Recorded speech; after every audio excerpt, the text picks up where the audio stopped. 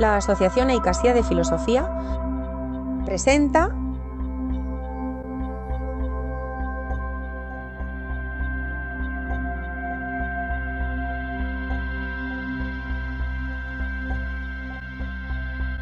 Prometeo, el camino de las ideas, un programa de la Asociación de Filosofía Eikasia para el canal de televisión Un Solo Mundo. Bienvenidos al programa Prometeo, el camino de las ideas, donde a lo largo de 55 minutos vamos a abordar distintas secciones en torno a una temática común que arranca en los orígenes de la humanidad y llega al presente reflejándose en nuestra actualidad. Hoy nos vamos a desarrollar el tema: ¿qué es filosofía? ¿Qué distingue este saber de otros saberes? A lo largo del programa vamos a contar con distintas secciones. Empezaremos con una sección de humor, un pequeño documental sobre qué es filosofía. Un debate dirigido por nuestro querido amigo Alberto Fernández. Nuestra sección de comentario de textos filosóficos. Hoy comentaremos un texto del Banquete de Platón, al que también dedicamos la sección Nuestro filósofo de semana. El libro de referencia será El Banquete de Platón. Como veis, estamos muy reivindicativos con la filosofía platónica. Y por último, nuestro tema de actualidad versará sobre filosofía e inteligencia artificial. Y sin más, comenzamos con nuestra primera sección, filosofía y humor.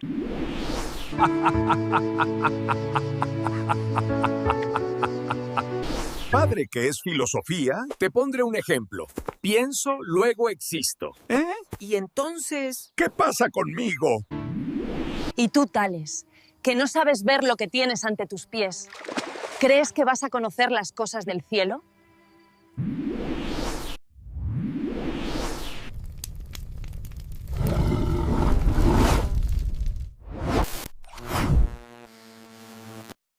Hola a todos. Hoy vamos a viajar a un momento y un lugar muy concretos, la antigua Grecia. Y lo vamos a hacer para intentar entender cómo y por qué nació allí algo que literalmente cambió nuestra forma de ver el mundo, la filosofía.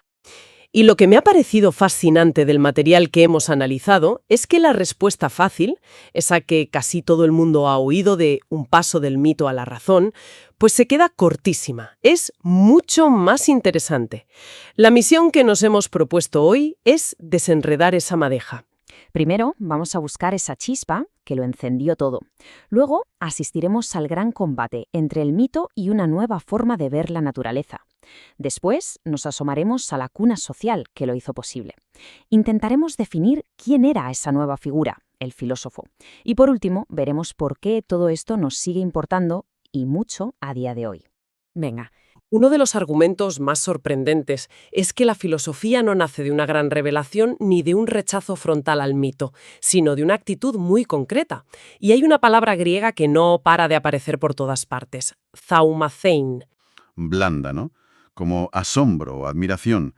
Pero creo que eso no le hace justicia. No es el asombro pasivo de ver un atardecer bonito. Aristóteles, en uno de los textos, lo clava. Dice que es la actitud de quien se extraña ante un problema y en ese mismo instante reconoce su propia ignorancia. Es un momento casi doloroso. Es darte cuenta de que no entiendes algo que dabas por sentado. O sea que no es tanto un «oh, qué maravilla», como un momento, esto no encaja. Me quedo con esa idea que has mencionado, la de reconocer la propia ignorancia. Pero eso suena un poco desmoralizante, ¿no? Exacto. Y con eso, Platón define al filósofo de una manera brillante. No es el sabio, porque el sabio ya cree que posee la verdad y por tanto no la busca. Tampoco es el ignorante, que ni siquiera es consciente de que no sabe y por tanto no desea saber. El filósofo, el amante de la sabiduría, es esa figura, trágica y fascinante que vive en el medio. Sabe lo suficiente como para desear la verdad, pero es consciente de que no la posee del todo. Está en una búsqueda perpetua. Eso lo cambia todo. Pasamos de un mundo que se movía por el capricho de los dioses a un universo que se empieza a ver como un sistema natural, con un orden y sobre todo que se puede llegar a comprender. La palabra clave aquí, la que lo cambie todo, es physis. Antes de esto, ¿quién mandaba? Pues las moiras, el destino, fuerzas ciegas, impredecibles. Pero con la idea de physis se empieza a pensar que la naturaleza tiene sus propias reglas, un orden interno. Para que nos entendamos, el agua ya no hierve porque a un dios le da la gana, sino que hierve porque si se dan unas condiciones concretas, tiene que hervir. Hay leyes. El universo deja de ser mágico para volverse, en cierto modo, lógico. Y esta tabla lo resume genial. Pero lo más interesante es la última fila. En el mundo del mito, el ser humano es un súbdito que busca el favor de los dioses en un mundo que no controla. Pero con la fisis, el papel cambia por completo. El ser humano se convierte en un observador crítico. Dejamos de ser marionetas para ser como detectives de la realidad, buscando el porqué de las cosas, su principio fundamental, lo que ellos llamaban el arjed. La consecuencia de esto es monumental. El universo deja de ser un caos que no hay por dónde cogerlo y se convierte en un cosmos, o sea, en un todo ordenado, armonioso, incluso bello, que la razón humana por primera vez en la historia puede intentar leer y comprender. Es como si el universo se volviera legible. Claro, la pregunta es, ¿y por qué allí? ¿Por qué en Grecia y en ese momento? ¿Por qué una revolución mental como esta no surge en cualquier sitio? Necesita un caldo de cultivo, un ecosistema social y político muy, muy particular, una auténtica cuna de ideas. Y ese terreno tan fértil se apoyaba en 3 pilares que vamos a ver ahora. Un espacio público para debatir libremente, el tiempo necesario para pensar sin la presión del día a día y una mente abierta a ideas que venían de fuera. Vamos a desgranarlos. Primero, la polis democrática y su corazón, el ágora. Era la plaza pública, donde la palabra sustituía a la espada. Las decisiones se tomaban convenciendo, no imponiendo. Luego, el ocio, la scholé, que es clave. Es el lujo de tener tiempo que no dedicas a sobrevivir, sino a pensar. Y finalmente, el contacto cultural. Los barcos no solo traían mercancías, traían ideas de Egipto, de Babilonia, su astronomía, su geometría. Todo eso chocaba con los mitos griegos y les obligaba a buscar verdades más universales. Y es justo en este caldo de cultivo de debate, tiempo libre y apertura mental donde nace una figura completamente nueva en la historia, el especialista en pensamiento crítico, el filósofo.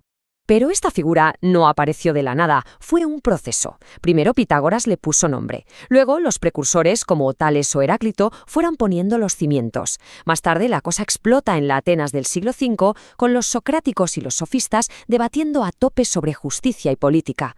Y ya, para rematar, llegan 2 gigantes, Platón y Aristóteles, y con todo ese material construyen los primeros grandes edificios del pensamiento. Y aquí hay una idea súper importante. La filosofía es un saber de segundo grado. ¿Qué significa esto? Que no parte de cero.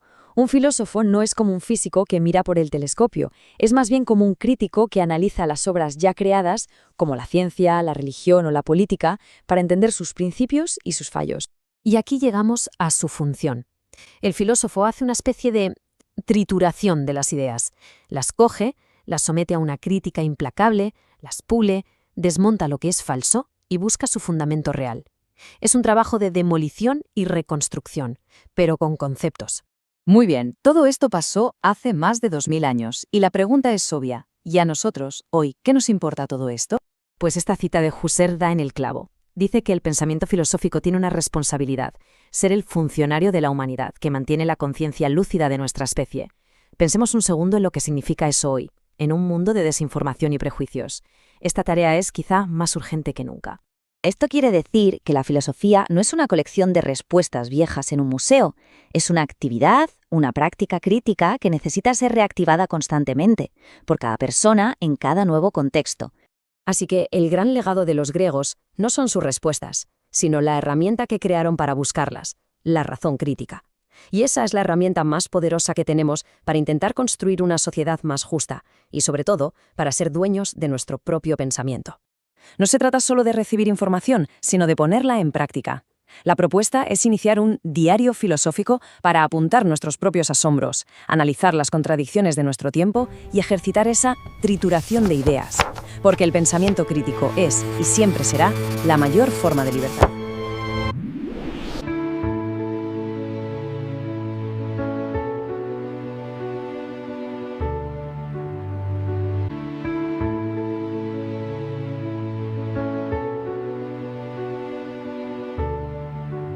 Bienvenidos a nuestro debate de hoy con nuestros colegas Silverio y Desiree.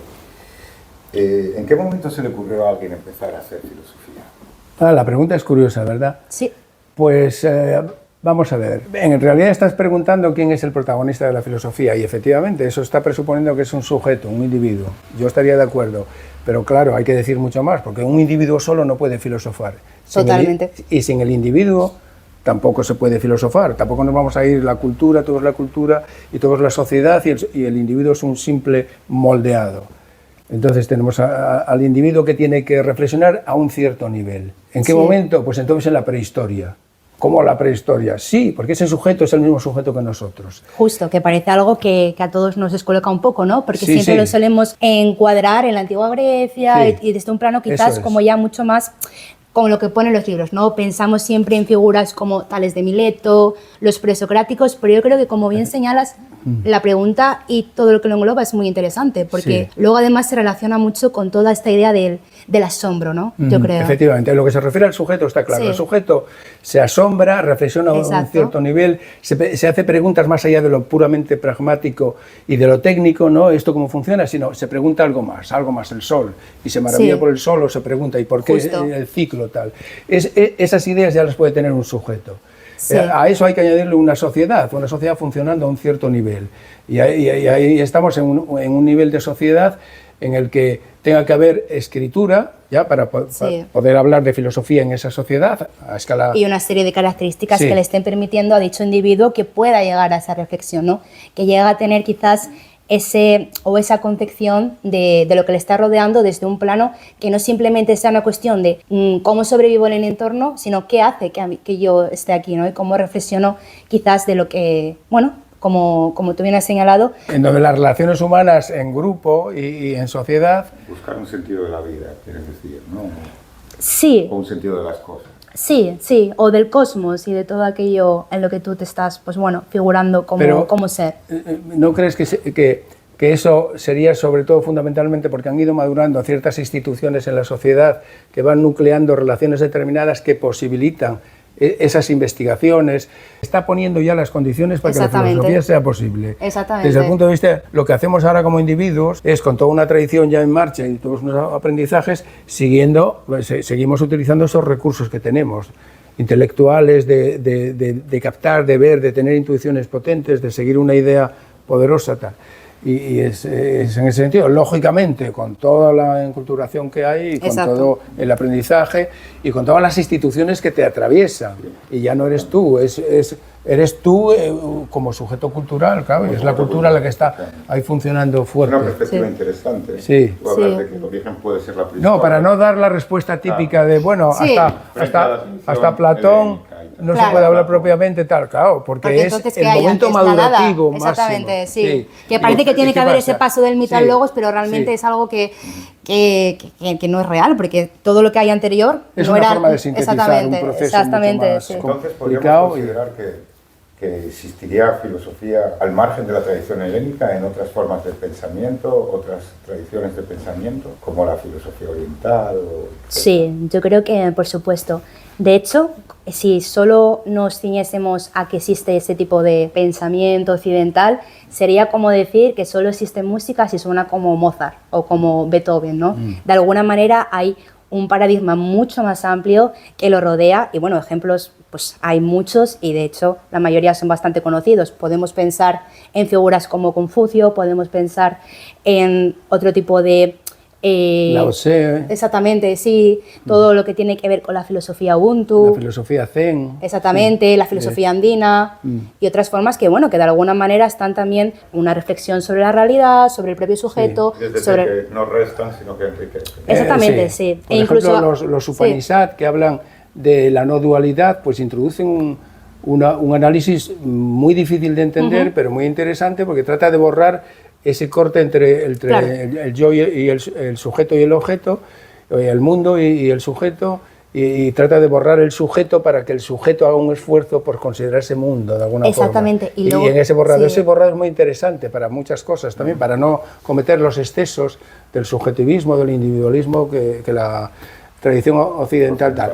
Sí. Lo cual no quiere decir que estemos renegando ni muchísimo menos, me imagino, ni tú ni yo. Exacto.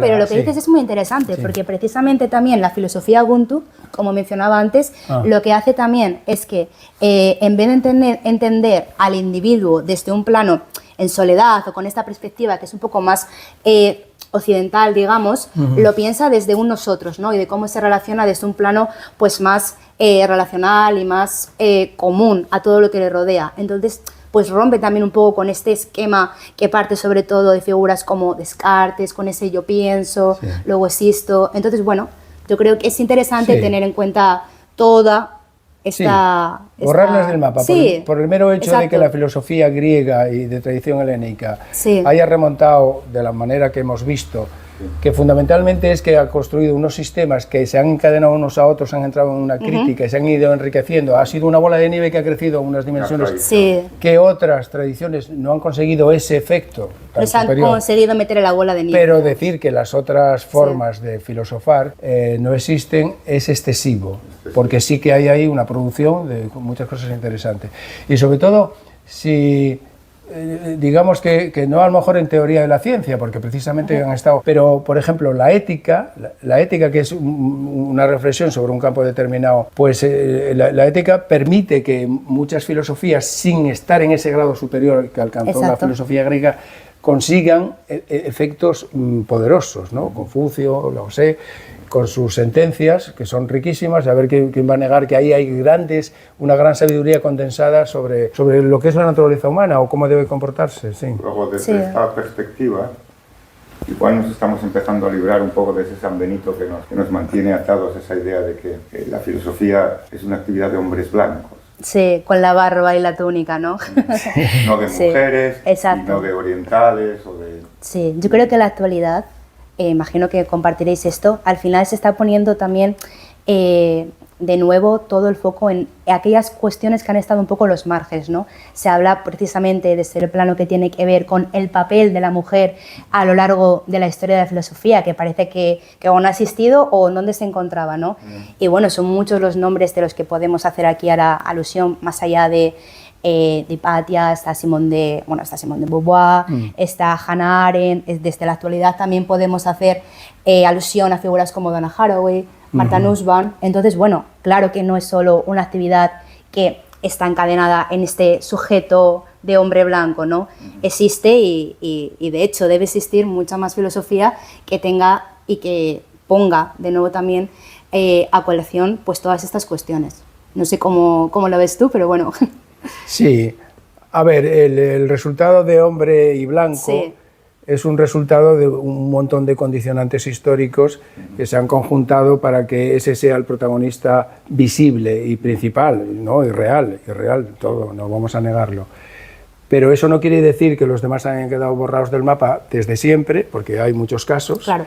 Y además nos sorprendemos ahora que ha empezado desde hace unas décadas una investigación bastante seria, nos sorprendemos de la cantidad de sujetos que aparecen ahí, mujeres. Solo en España, árabes, judíos. Sí, efectivamente, también, que claro, tenemos la tendencia, efectivamente, de entender que la tradición es la tradición grecolatina, después cristiana, inmediatamente ya la escolástica cristiana, cuando tenemos la escolástica hebrea ahí, y la árabe, que son potentísimas. De manera que lo que cabe pensar, aunque el pasado y el presente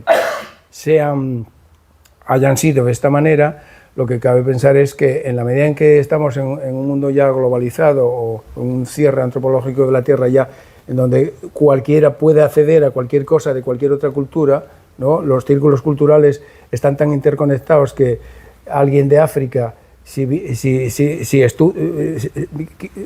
puede acceder igual que cualquier occidental puro y al revés, en teoría, aunque al revés es más difícil, fíjate, porque al haber un círculo cultural, digamos, con más irradiación, entonces lo que cabe pensar del futuro, pienso yo, no sé cómo lo ves tú, Desiree, es que ese prototipo va a quedar relativizado cada vez más, sin duda ninguna. Y debe quedar, yo creo, porque al final es muy interesante en el plano en el que nos encontramos que se produzca y que de alguna manera se esté dando este diálogo que sea más intercultural y que tenga también, pues bueno, toda esta perspectiva de, por ejemplo, la filosofía del cuidado, que desde un plano de lo femenino se está poniendo también de nuevo a tocar cuestiones que tienen que ver quizás con algunos escenarios que a lo mejor no han tenido pues tanta importancia, ¿no? Porque claro, mencionabas antes todo el mundo de la escolástica, pero por ejemplo, de hecho,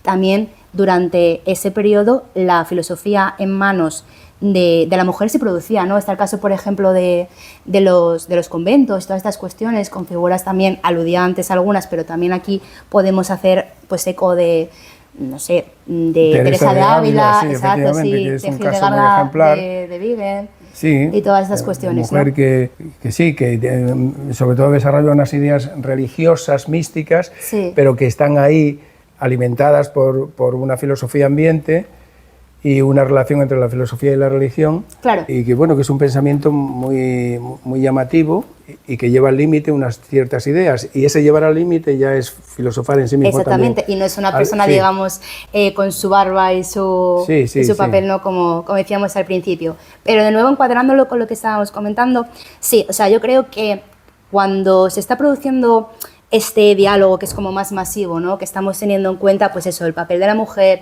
a otras tradiciones que no necesariamente son tan eurocentristas, pues yo creo que precisamente cuando nos paramos a reflexionar sobre los retos del siglo XXI, y como también señalaba antes, con toda esta cuestión del cuidado, ¿no?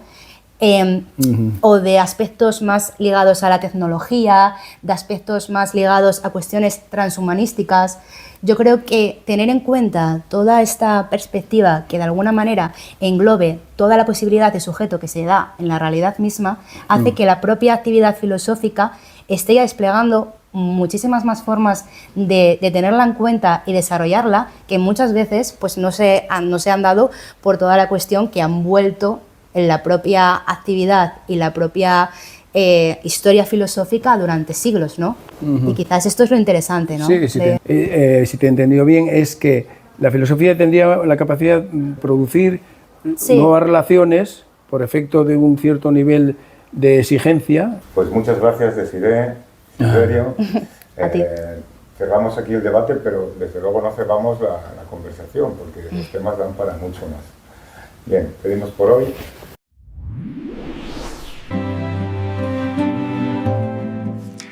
Hoy vamos a comentar un texto del Banquete de Platón.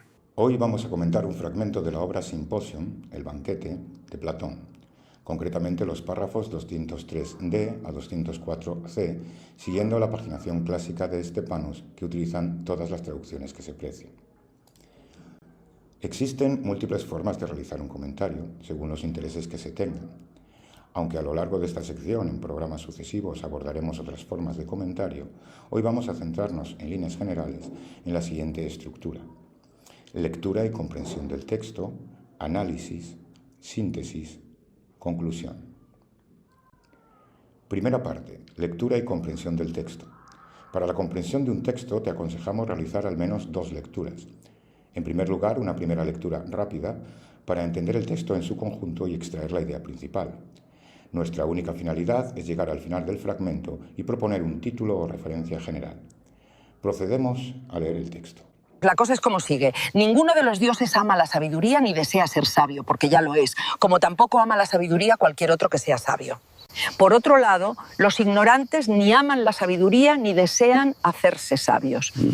Pues en esto precisamente consiste la ignorancia, una cosa molesta, en que quien no es ni bello, ni bueno, ni inteligente se cree a sí mismo que lo es suficientemente. Así pues, el que no cree estar necesitado de algo, no desea tampoco lo que no cree necesitar. Entonces, ¿quiénes son los que filosofan, Diotima, si no son los sabios ni los ignorantes?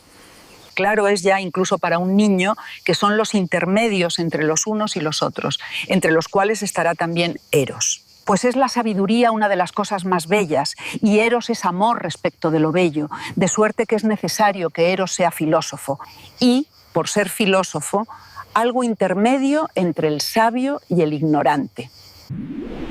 Ensayamos un título para el texto: Los que filosofan. Si formulamos el título en forma interrogativa, ¿quiénes son los que filosofan?, y somos capaces de responder a esta pregunta, habremos dado con la idea principal. Si no hemos llegado a este título u otro similar, deberemos volver a leer el texto de nuevo.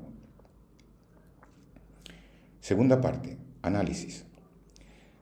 Ahora dividimos el texto por sus junturas naturales, que diría Aristóteles, por párrafos o frases. En esta segunda lectura, más pausada, debemos intentar comprender el texto palabra a palabra, por lo que podremos utilizar diccionarios o materiales específicos de apoyo. Es recomendable subrayar el texto para diferenciar lo esencial de lo accesorio y, sobre todo, para identificar los conceptos clave. Este texto en concreto se deja descomponer fácilmente en 3 partes. 1. Ninguno de los dioses filosofa. Tampoco filosofa todo aquel que sea sabio. Los ignorantes ni filosofan ni desean hacerse sabios. 2. ¿Quiénes son los que filosofan? 3. Son los intermedios, entre los cuales estará también el amor. Es la sabiduría una de las cosas más bellas, y el amor es amor respecto de lo bello. Es necesario que el amor sea filósofo, algo intermedio entre el sabio y el ignorante. Si no fuese suficiente, podríamos dividir estas partes en tantas otras como fuera necesario para llegar a oraciones. Completado nuestro análisis, ahora ya podemos responder a la pregunta del título y especificar la tesis o idea principal. No filosofan ni los dioses, ni los sabios, ni los ignorantes, sino los intermedios entre ambos, como por ejemplo el amor. Podríamos ensayar un resumen. Por distintos motivos no filosofan ni dioses, ni sabios, ni ignorantes, sino los intermedios entre los sabios y los ignorantes. Entre ellos el amor, que es amor a la sabiduría y a la belleza, por lo que el amor es filósofo, ya que es algo intermedio entre los unos y los otros. Pero esto no nos convence del todo. Un comentario de texto no es exactamente un resumen, ya que un resumen consiste en decir lo mismo pero con menos palabras. Nuestro análisis ha desvelado los términos más importantes, por lo que procedemos ahora a realizar un mapa conceptual, una descomposición esquemática del contenido del texto en los elementos que lo integran, los conceptos clave y sus relaciones lógicas. ¿Quién filosofa? No filosofan los dioses, pues poseen la sabiduría. No filosofan los sabios, pues ya son sabios. No filosofan los ignorantes, pues se creen sabios. Filosofan los intermedios, entre ellos el amor, que es amor a la sabiduría, que es amor a la belleza, por lo que el amor es filósofo, un intermedio entre los sabios y los ignorantes. Tercera parte, síntesis. Aquí trataremos de recomponer críticamente los términos analizados anteriormente y explicitar lo que el autor quiere decir con cada una de las declaraciones que efectúa. Es necesario señalar que una contextualización siempre permite una comprensión más global del fragmento, época histórica de la obra, corriente filosófica a la que pertenece, importancia en el conjunto de la obra del autor. En concreto, en este texto cabe situar la acción en la Atenas del siglo IV antes de nuestra era, en el periodo de restauración democrática que siguió a la tiranía de los 30. Platón nos propone aquí un idealismo, o mejor dicho, un eidetismo, que sigue la senda privilegiada por Parménides. Inaugura con este texto su denominado periodo de madurez, donde se libera definitivamente de la sombra de su maestro Sócrates y defiende sus propias teorías. A continuación, proponemos una serie de preguntas que nos permitan profundizar el texto, que podrían ser las siguientes. ¿Cuál es el problema o problemas filosóficos al que responde el fragmento? ¿Dónde descansa la fuerza de su argumentación? ¿Parte de algunos presupuestos? ¿Critica otras posiciones filosóficas? ¿Aborda cuestiones importantes que después no desarrolla? ¿Qué objetivo persigue el autor con lo expuesto en el texto? En este texto en concreto podemos decir que Platón revela en qué consiste la filosofía y cuál es la labor del filósofo. Explica qué es la filosofía al modo socrático, es decir, mediante una definición. Ni los sabios ni los ignorantes filosofan los intermedios. Es evidente que parte de la docta ignorantia propuesta por Sócrates, solo sé que no sé nada. Hay una crítica velada a los sofistas que creen poseer la plena sabiduría y se consideran dignos de recibir un salario por enseñarla. El argumento es consistente, ya que identifica amor con belleza y sabiduría. En definitiva, la filosofía es un intermedio entre extremos, pero no un término medio, porque aquí no se está hablando del amor, sino de la filosofía, que es una pulsión que nos hace salir de nosotros mismos. Es un movimiento, un querer, un indagar, un buscar, para poder salir de la ignorancia, para saber. Cuarta parte, conclusión. Por último, acometeríamos el comentario de texto propiamente dicho, en el que el texto nos sugiere cuestiones que podemos enlazar con otras referencias o temas relacionados. Es esta una labor creativa, pero no debemos excedernos en nuestra tarea o perderíamos la referencia del fragmento. Por ello, conviene establecer una crítica valorativa basada no en opiniones subjetivas, sino en cuestiones como las siguientes. ¿El autor llega a alguna conclusión concreta o deja el tema abierto? ¿Qué argumentos son los que me parecen más convincentes? ¿Estoy de acuerdo con la idea central que plantea el autor? ¿Puedo formular o fundamentar alguna afirmación a favor o en contra del autor? ¿Las ideas tratadas en el texto mantienen vigencia en la actualidad? ¿Puedo relacionar el texto con mis conocimientos anteriores, con mis concepciones y expectativas?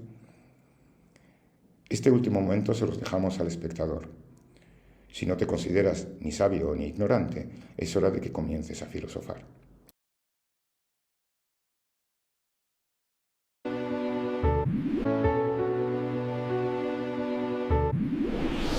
Hoy vamos a presentar a un filósofo de amplia influencia en nuestra forma de pensar. De hecho, la mayor parte de los historiadores de la filosofía lo consideran el primer filósofo. Y se ha dicho que la filosofía no es más que una nota a pie de página de sus escritos. Gran parte de la ignorancia de aquellos que descubren Mediterráneo se puede ver leyendo a Platón. En el Cratilo expone las dos teorías del lenguaje que muchos atribuyen a Wittgenstein, como si las ideas fuesen de alguien. No es de extrañar, porque mucho antes de Matrix o de que Mark Zuckerberg hablara del metaverso, un hombre en Atenas ya nos advirtió que lo que estás tocando ahora mismo, tu silla, tu móvil, no es del todo real. Es solo una sombra de baja resolución. Nada de lo humano le es ajeno. En sus diálogos recorre todos los temas de la filosofía, ontología, ética, política, ciencia, estética. Pero señala que el filósofo no solo trata las grandes ideas de justicia y belleza, sino, como no podía ser de otra manera, dice que además hay también que tratar las ideas de fango, pelo y basura. La basura es un tema de meditación tan digno como la divinidad. Sus ideas no pretenden ser un cúmulo de teorías, sino un sistema, en el que la teoría del alma está relacionada con la teoría antropológica y teoría política. Fijaos en su idea más disruptiva. El mal no es maldad, es ignorancia. Es un error de cálculo. Esto conecta directamente con la banalidad del mal de Hannah Arendt. Eichmann era un buen padre, un funcionario eficiente, y sin embargo, envió a miles al exterminio por pura incapacidad de pensar. Para Platón, la política debe regirse por una justicia objetiva, no por opiniones. Por eso su rey filósofo no es un tirano, es un servidor público radical, alguien que conoce el sistema, que no tiene propiedades ni intereses privados. Vamos, trato vivo de Donald Trump. Por eso hoy, a 2400 años de su muerte, el desafío de Platón sigue vigente. En un mundo de filtros de Instagram, fake news y realidades construidas, la pregunta no es qué es verdad, sino cómo se construyen las mentiras, cómo podemos descodificarlas y cómo explicárselo a los demás. Porque, como él decía, la peor forma de esclavitud es amar las cadenas que nos mantienen en las sombras de la caverna. Por eso te invitamos a leer directamente a este autor, sin sesgos ni prejuicios interpretativos.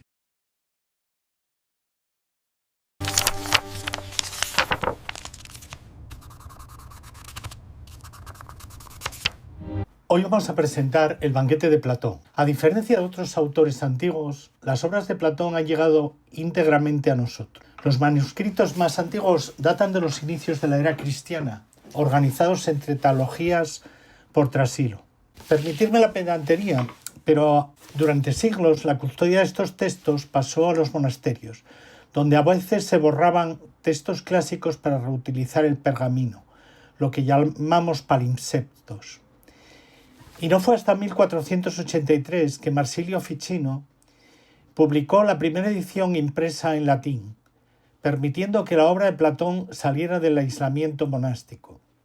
En 1578 aparecerá otra mucho más crítica, la de Henricus Stephanus, la primera edición grecolatina que introduce la estructura de la A a la E y cuya división y paginación han sido adoptadas por las ediciones modernas.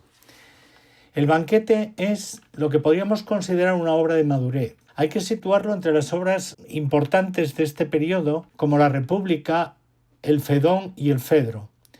Coincide con su preocupación por la teoría del conocimiento, como se puede comprobar en la introducción, donde de una forma dramática y dialogada, Platón expone cómo se indaga. Dos personajes se encuentran y de cuya conversación saldrá la narración del banquete, una historia dentro de otra. En este encuentro, a modo de introducción de la obra, se aplica de forma ejemplificada la teoría del conocimiento platónica que podemos ver en la República con los famosos mal llamados mitos, el de la caverna y el mito de la línea. Pasamos ya al banquete, propiamente dicho.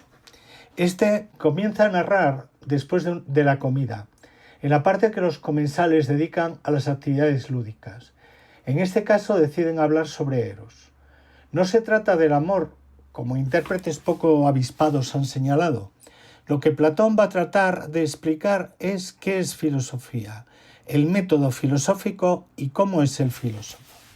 De esta forma, el banquete se estructura en 3 partes. Una exposición de las teorías sobre el amor, entendido como movimiento, como aquello que nos hace salir de nosotros mismos para preocuparnos por otras cosas.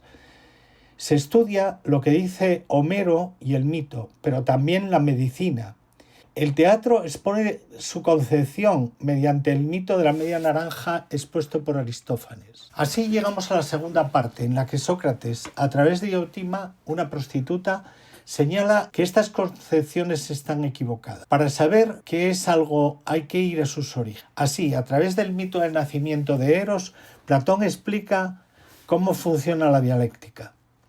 Porque como señala Platón en el párrafo que comentamos en la sección anterior, el filósofo no puede ser ni sabio ni ignorante, pues los sabios no buscan la sabiduría porque ya la tienen, ni los ignorantes porque ignoran que lo son. Por tanto, la filosofía posee 2 naturalezas que funcionan como posiciones o tensiones, en que unas veces prevalece una y otras otra. Por último, la entrada de Alcibíades borracho rompe el discurso para centrarse en la práctica, en el filósofo. Los borrachos dicen la verdad. El amante despechado, al ver a Sócrates al lado de Agatón, el anfitrión del banquete, tiene un ataque de celos y cuenta cómo se comporta Sócrates, el filósofo por excelencia. Aquí viene la famosa metáfora del sileno, algo que es feo por fuera, pero que guarda en su interior una belleza extrema. Hasta aquí, Banquete de Platón.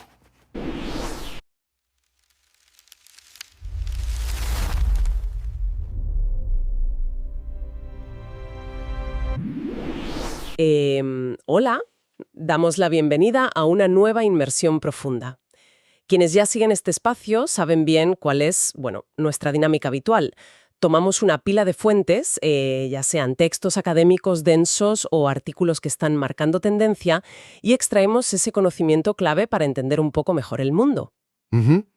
Hoy tenemos por delante una misión que, sinceramente, a mí me parece fascinante. Vamos a intentar desmantelar o al menos cuestionar seriamente el gran mito de nuestra era, la famosa inteligencia artificial. Casi nada. Ya, casi nada. Y lo más importante, vamos a explorar por qué la forma exacta en la que nombramos a esta tecnología moldea nuestra realidad. Para hacer este análisis a fondo, contamos con un material central verdaderamente brillante. Es un artículo académico publicado en la revista Eikasia, revista de filosofía, se titula IA, una cartografía del nombre. Sí. Y los autores son los investigadores Román García Fernández y Alberto Fernández Fernández. Es de esos textos que, la verdad, te invitan a repensar absolutamente cada titular de noticias que hemos estado consumiendo en los últimos 5 años. Pues la verdad es que es un auténtico placer estar aquí para explorar estas ideas. Lo que consiguen los autores con este artículo es algo francamente difícil. Cogen un debate que casi siempre encerramos en las facultades de ingeniería o, en los pasillos de Silicon Valley, y lo arrastran de vuelta al terreno de la filosofía pura y dura. Claro. Y lo hacen demostrando algo crucial. El problema principal que tenemos hoy con la tecnología punta no es un problema exclusivo de código ni de servidores. Es ante todo un problema de lenguaje. Cómo llamamos a las cosas determina directamente cómo las legislamos y cuánto miedo les tenemos. Vale, vamos a desgranar esto, porque el artículo plantea, ya desde el primer párrafo, una idea que, al menos a mí, me rompió un poco los esquemas. Los autores argumentan que lo que llamamos a la ligera inteligencia artificial ni siquiera es una categoría científica estricta. Exacto. Yo estaba convencida de que en el mundo de la informática esto estaba clarísimo, pero utilizan un ejemplo muy ilustrativo. Dicen que la IA no es como decir triángulo escaleno. Es que, la diferencia es abismal. Si decimos triángulo escaleno, operamos dentro de un marco completamente cerrado, que es la geometría euclidiana. Tiene una definición exacta y no hay debate posible sobre lo que es. Sin embargo, la IA es lo que en filosofía se denomina una idea. Es un concepto transversal, difuso. Atraviesa la psicología, la ingeniería, el derecho. Es, para entendernos, un cajón desastre conceptual. FIA nos ha enseñado que nombrar el mundo es la forma primordial que tenemos de ordenarlo. Pero nombrar también es una forma de ocultar diferencias. Cuando cogemos una idea transversal como la IA y la usamos en las leyes como si fuera una categoría científica cerrada, cometemos un error monumental. Creemos que estamos hablando de una entidad medible como un electrón cuando en realidad lidiamos con un concepto resbaladizo. Y para entender este enredo, el texto disecciona las dos palabras, empezando por artificial. Y ahí el texto se pone muy interesante, porque subraya que la palabra artificial no significa nada por sí sola. Es lo que llaman un concepto conjugado. Solo cobra sentido cuando la opones a lo natural. El artículo viaja hasta Descartes, recordando cómo en la modernidad se estableció esa separación radical. Por un lado, la vida natural y por otro, la máquina. Claro. Pero hoy esa línea es un borrón. Y esto nos lleva a lo que los investigadores bautizan como la inflación semántica. Esa inflación semántica es una trampa clásica del lenguaje. Usamos la misma palabra para nombrar cosas que son esencialmente distintas. Para que nos hagamos una idea, es como usar la palabra banco para un asiento de madera y para una multinacional financiera. El contexto nos suele salvar, pero con la tecnología el contexto se ha difuminado por completo. Totalmente. Y me río porque preparando este análisis pensaba en el robot aspirador que hay en muchas casas. En la caja pone en letras gigantes que funciona con inteligencia artificial. Y luego el pobre aparato se pasa 3 días atascado debajo del sofá peleándose con un calcetín. Ya, es un clásico. Es que usamos la misma etiqueta para ese robot aspirador, para un algoritmo de reconocimiento facial en un aeropuerto, para un sistema que deniega créditos y para un dron militar autónomo. Es un ejemplo perfecto. Al meter al robot aspirador y al dron militar en el mismo saco, bajo la misma rúbrica brillante de la IA, borramos de un plumazo las diferencias fundamentales entre lo que es puramente mecánico y lo que tiene implicaciones graves. Engañamos a nuestro cerebro haciéndole creer que operan al mismo nivel. Y esto es crucial para quienes nos escuchan porque esta generalización crea una nube conceptual que acaba fetichizando la tecnología. Si a todo le ponemos la pegatina de IA, vaciamos el término. Se genera una imagen espectacular. Y aquí el experto, o sea, los autores, citan el crátilo de Platón. Sí, una advertencia demoledora. Agrupar realidades tan dispares bajo un mismo nombre unificador crea una unidad ficticia. Y eso nos impide pensar con claridad sobre quién decide y quién es el responsable legal si un software arruina la vida de alguien. Ese es el peligro. Si un algoritmo de recursos humanos descarta a candidatas mujeres por un sesgo, la respuesta fácil para la empresa es encogerse de hombros y decir, bueno, ha sido la inteligencia artificial. El nombre se convierte en un escudo mágico. Un escudo total. Por eso insisten en que nombrar bien es ineludible para pensar mejor. Vale, aquí es donde la cosa se pone realmente interesante. Porque si queremos entender de dónde viene esta confusión, el artículo hace un viaje en el tiempo hasta Alan Turing en 1950. La historia popular nos vende que Turing fue el visionario que se preguntó si las máquinas podían pensar. Sí. Pero los autores dicen que llevamos décadas arrastrando un malentendido colosal. ¿Qué fue lo que planteó exactamente? Pues a ver, Turing era pragmático. Él consideraba que enredarse en preguntar si una máquina piensa, en un sentido humano u ontológico, era un debate absurdo. Lo que propuso fue un giro metodológico radical, un juego de simulación. Preguntó si una máquina podía simular el comportamiento humano tan bien como para engañar a un observador. O sea, no le importaba si había, digamos, un alma en los cables. Exactamente. No le interesaba la conciencia, le importaba la capacidad técnica de generar indistinción.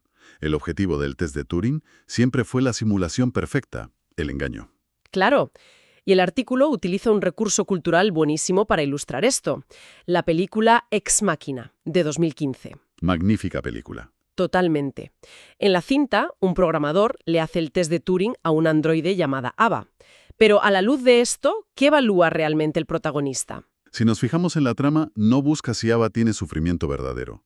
Su objetivo empírico es comprobar si la simulación que hace Ava es tan perfecta que logra convencerle a él. Se trata de ver si esa interacción genera una indistinción total. En Ex Machina lo que se evalúa es la sofisticación del engaño, la función. Y, sin embargo, ignoramos este giro. Seguimos obsesionados con que las máquinas cobrarán conciencia. El texto señala que toda esa división entre IA débil, que sería la actual, e IA fuerte, perpetúa este malentendido. Usamos la misma palabra para un texto predictivo del móvil y para un ordenador de ciencia ficción. Y ese oscurecimiento no es casualidad. El artículo entra en un terreno fascinante sobre cómo esta polisemia beneficia a quienes tienen el poder. Las grandes corporaciones como OpenAI, Google o Meta utilizan la etiqueta IA para enmascarar lo que muchas veces es simple minería de datos masiva y sistemas sesgados. Como una herramienta ideológica y económica. Totalmente.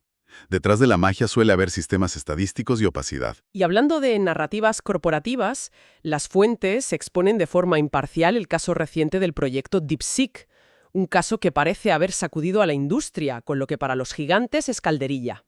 ¿Cómo encaja este caso tan disruptivo en lo que explican los autores? Es sumamente ilustrativo. Hablamos de un modelo de código abierto que, con un presupuesto de apenas $6 millones, logró resultados comparables a los modelos privativos y cerrados de los gigantes tecnológicos, que cuestan cientos de millones. Si conectamos esto con la perspectiva general, extraemos dos grandes lecciones. A ver, ¿cuáles son? La primera es que la necesidad imperativa de inversiones multimillonarias puede ser, en parte, una narrativa corporativa interesada para mantener el monopolio. Ya, una barrera de entrada. Exacto. Y la segunda lección es que los modelos cerrados usan la etiqueta IA como mecanismo de opacidad. Al no ser de código abierto, la sociedad no puede auditar cómo el sistema toma decisiones. Se escudan en el término inteligencia. Y si hablamos de escudarse y difuminar límites para hacer marketing, hay una sección sobre el caso de Sofía, la robot humanoide de Hanson Robotics. En 2017, Arabia Saudí le concedió la ciudadanía. Todo el mundo debatía sobre los derechos de la primera ciudadana artificial. Ese es el clímax absoluto de la confusión conceptual. Afirmar jurídicamente que un algoritmo es un ciudadano requiere una precisión que los titulares omitieron. Sofía es, como mucho, una persona jurídica. Igual que una universidad, ¿no? Exactamente. Igual que una corporación. Carece de autonomía biológica, de cuerpo vivido o conciencia. Es decir, no es un sujeto moral. No es una persona humana. Me encantó la analogía de los autores. Dicen que Sofía es como Pinocho.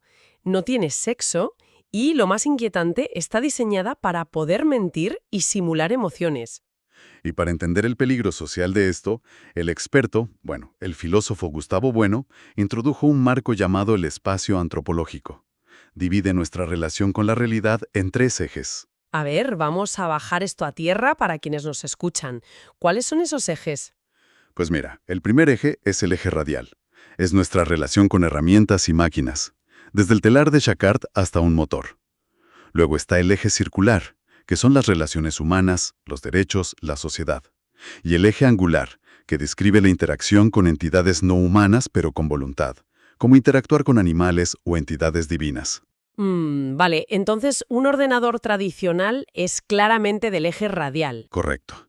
Pero la trampa es que casos como el de Sofía fuerzan a la sociedad a confundir los ejes de manera peligrosa. Tratamos a una herramienta del eje radial como si fuera un sujeto del eje circular con derechos, o incluso con el asombro del eje angular, como si fuera una deidad digital. Claro, al atribuirle ciudadanía a la máquina, perdemos la capacidad de exigir responsabilidades. La empresa se lava las manos. Entonces, ¿qué significa todo esto? El texto cita al filósofo Carlos Madrid, quien argumenta que la IA actual es un mito total y solo es procesamiento estadístico masivo. Es solo estadística. A ver, Carlos Madrid tiene un punto muy válido si hablamos de publicidad segmentada o sistemas clásicos, pero hay que matizar. Hoy existen desarrollos que rompen ese molde puramente estadístico. En bucles de percepción y acción, toman decisiones con un grado real de indeterminación en su entorno, entrando en lo que se define como control delegado.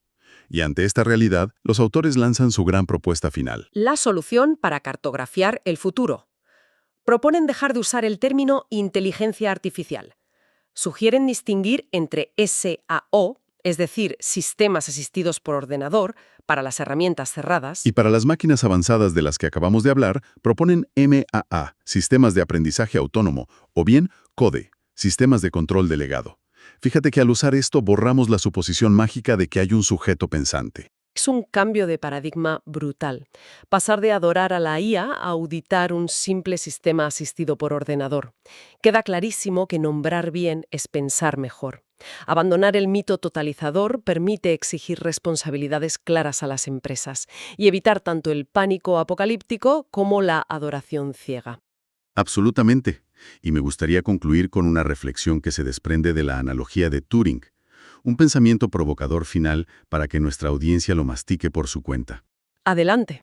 Si pasamos todo nuestro tiempo entrenando máquinas para que simulen a la perfección el comportamiento humano, no corremos el riesgo inverso de que las personas condicionadas por algoritmos hiperoptimizados y redes sociales comiencen a pensar y reaccionar de forma cada vez más mecánica y predecible. La verdadera pregunta es, ¿quién está realmente asimilando a quién? Madre mía, una pregunta inmensa para dejar resonando. Muchísimas gracias por acompañarnos en este análisis a fondo. Ha sido un viaje tremendamente revelador que nos ha llevado desde la filosofía clásica hasta desentrañar los intereses corporativos que moldean nuestro presente. Nos encontramos muy pronto en la próxima Inmersión Profunda. Hasta aquí el programa de hoy sobre qué es filosofía. Os esperamos en el próximo programa.